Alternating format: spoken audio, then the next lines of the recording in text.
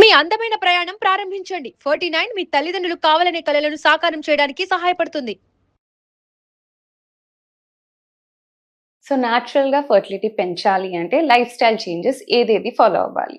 Hello అండి, నేను doctor బిజీ, fertility consultant, 49 fertility centre, Karimnagar. So first of all weight, overweight ఉండకూడదు, అలాగే అండర్ వెయిట్ ఉండకూడదు. సో ఆప్టిమమ్ బిఎంఐ అనేది మెయింటైన్ చేసుకుంటూ ఉండండి.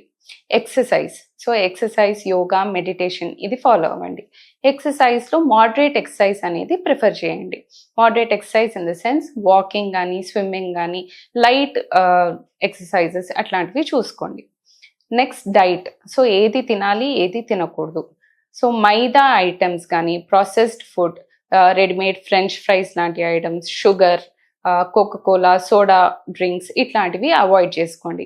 అలాగే డైట్లో హెల్దీ డైట్ తీసుకోండి. సో వెజిటబుల్స్ కానీ, ఫ్రూట్స్ కానీ, ఫ్రూట్స్లో అవొకాడో అనేది ప్రిఫర్ చేస్తూ ఉండండి.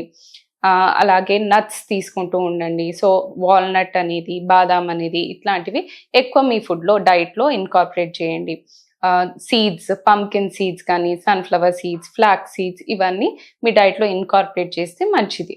అలాగే హోల్ కార్బోహైడ్రేట్స్ తీసుకోండి.